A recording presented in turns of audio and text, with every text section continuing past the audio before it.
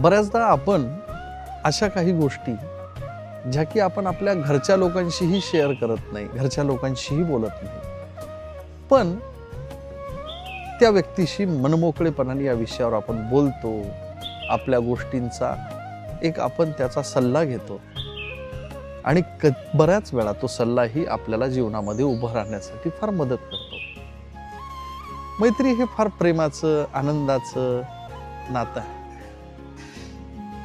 मैत्री जीवन जगायला शिकवते. मैत्री उन्मळून पडलेल्या माणसाला आत्मविश्वास देते.